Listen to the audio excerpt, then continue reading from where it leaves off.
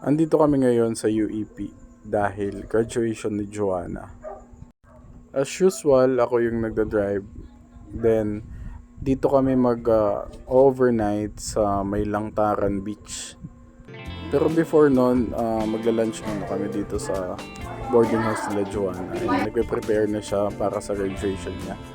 Then, promekta kagad kami dito sa Langtaran Beach dahil nga kailangan namin mag-check-in kasi parang magto 2 PM na.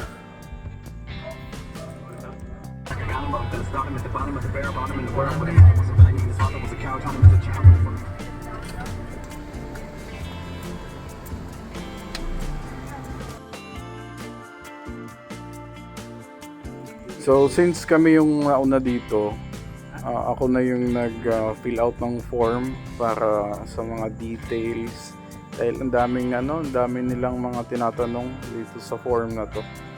So yan, kasi parang nililista lahat ng guest, tapos medyo mahigpit tong resort na to compared sa mga ibang resort. Well, ganun yung patakaran nila kaya wala tayong magagawa, kailangan natin sumunod.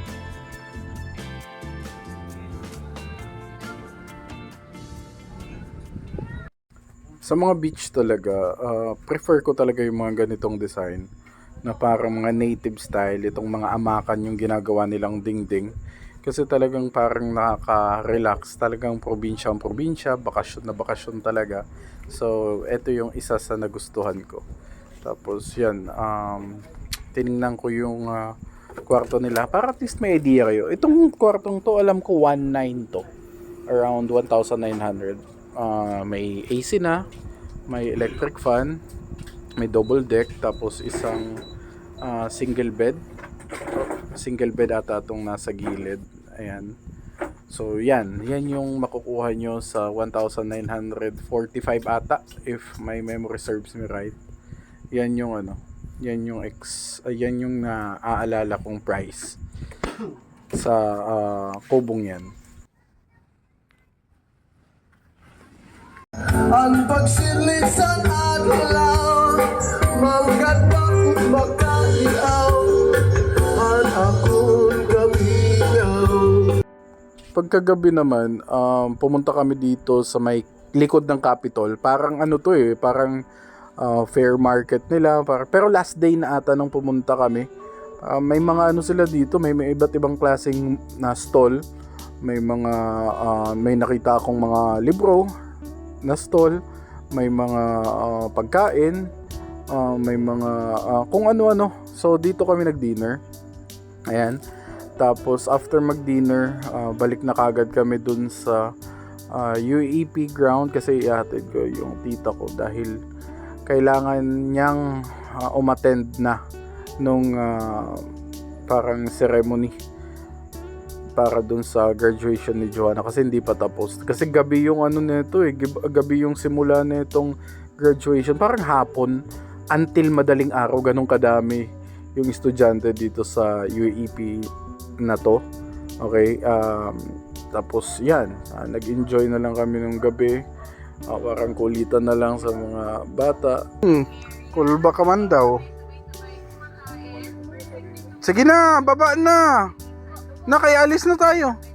Talikod, ganyan. Wow, very good.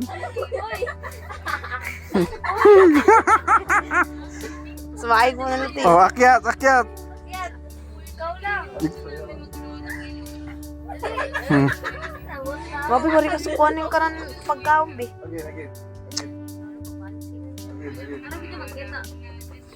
Ay. Kuya, ay kito. Akyat na, King, akyat. Oh, Ziki. May monster dito. Dito sa likod.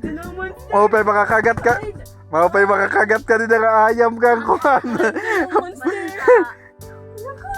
Ano? Nago. Dali. Wow. Bakit ba? Wow!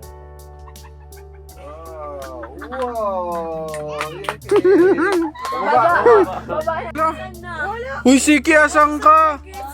Hello, Zeki. Oh, Chika, tingnan mo sa ilalim, Chika. Baka nandun si Chika. Wala. Tingnan mo yung video ko na dyan. Asan na si Zeki? Wala, asan si Zeki? Asan na si Zeki? Wala, tingnan mo sa labas. Wala. Sa labas? Asa si Siki? Uy, may nahawak sa akin. Wala, si Zeki. Saan si Siki? Tinda, ulitin ba? Pumasok dito si Zeki. Ulitin nyo. Papasukin nyo si Siki. Papasukin nyo.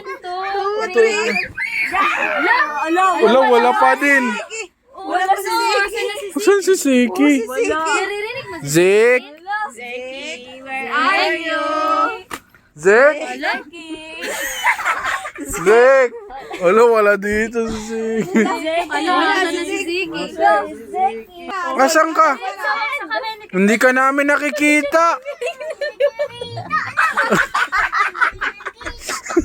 Wala, may nagkaya.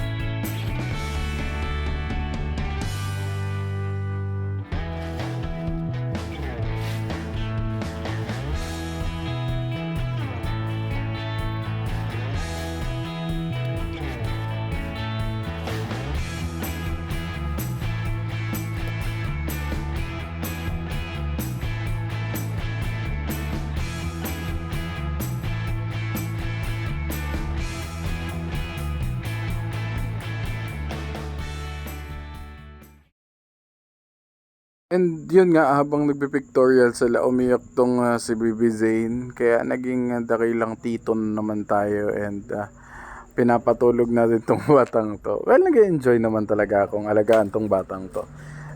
Ano na din to, practice makes perfect. Ika nga, dahil buntis nga si Sab and sooner or later, ayan, mga anak na din yun and kailangan ko din magbantay na ng bata. Kaya practice na din to para sa akin. Pero na ano lang to, sobrang relaxing lang talaga nung lugar. Kaya ayos. Then again, congratulations again, Joanna. Ang graduation na to ay hindi katapusan ng mga pagsubok mo.